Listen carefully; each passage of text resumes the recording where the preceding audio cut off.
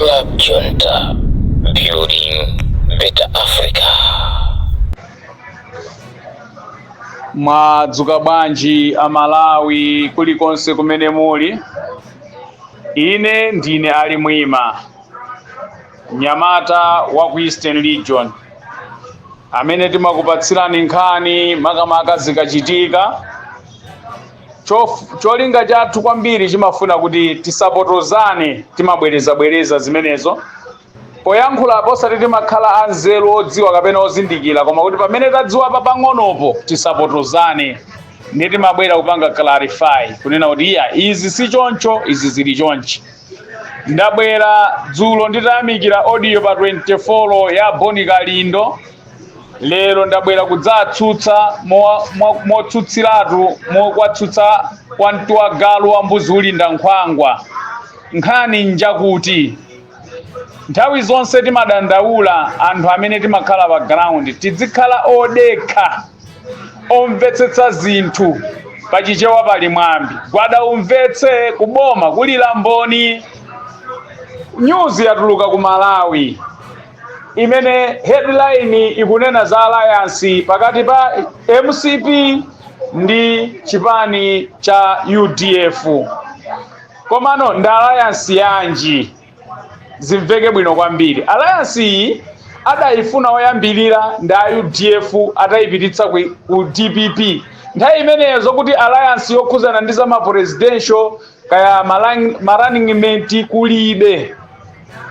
Adakapempha kuti ife tili ndi shortage imene aphungu athu ambiri adachitidwa chipongwe cha matipex kuno ku Eastern Region. Tili ndi aphungu osakwana 20, 15 below. Ndiye tikufuna kuti chipani ndi aphungu. Ife pa ground tili bwino. Chimene timafuna nchonena kuti bwanji competition ya pa ground isakhale hard. Ino a DPP ku Eastern Region kuno musayimika aphungu, ifenso kumwera ku Southern Region sitiyimika aphungu. UDF kukambirana ndi DPP.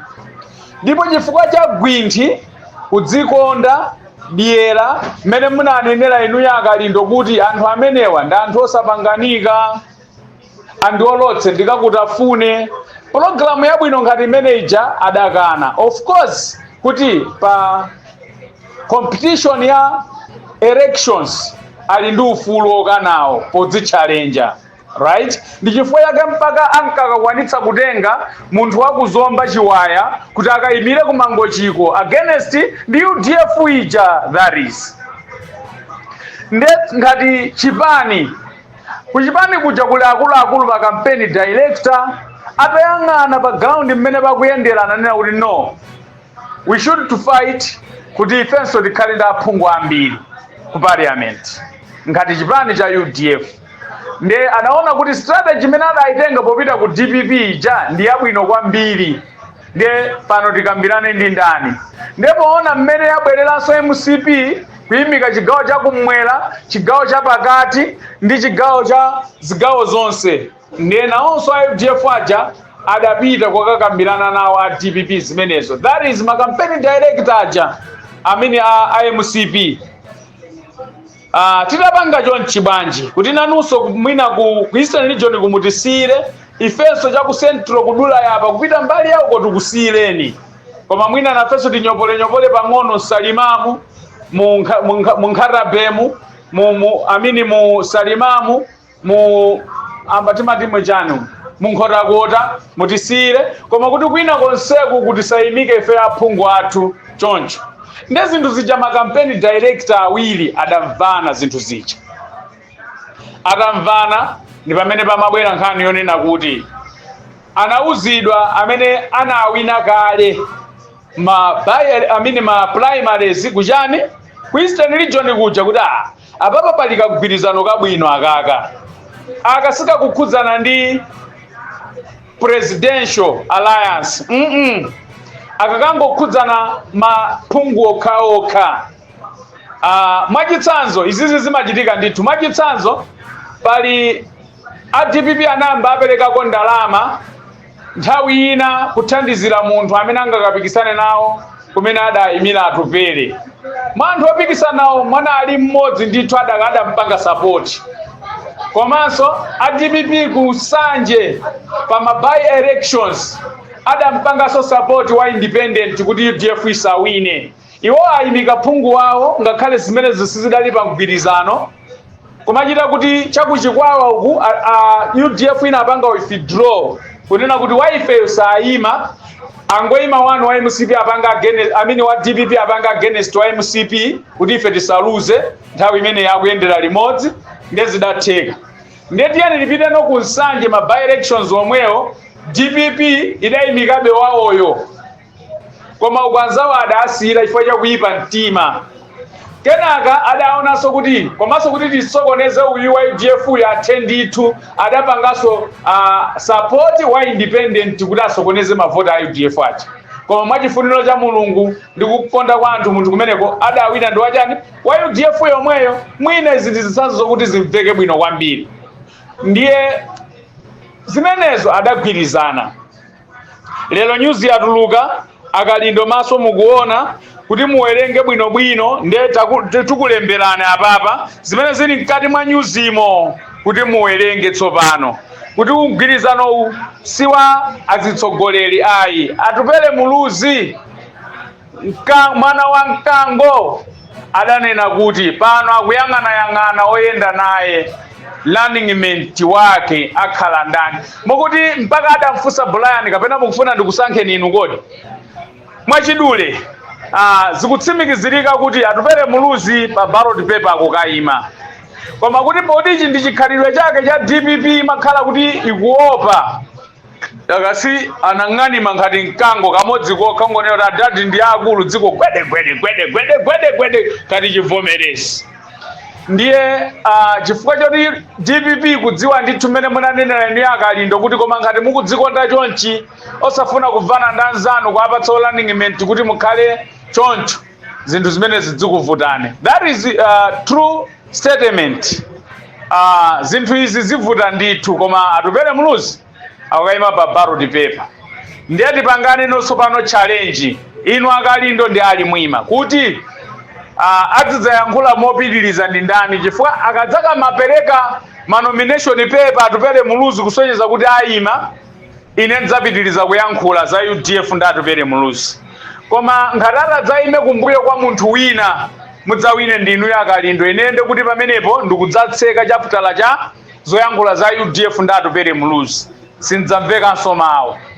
Tipange choncho ndiye kuti zikhala bwino inunso mu challenge kuti akakangopereka nomination paper atupere muluzi inunso simudzayankhulaso zilizonse zokhuzana ndi UDF. Tipangane zimenezo chifukwa tidzingokokana chifukwa cha mapropaganda kapena kusaona bwino news kapena kusamvetsa bwino nkhani gwada umvetse kuboma kulira mboni.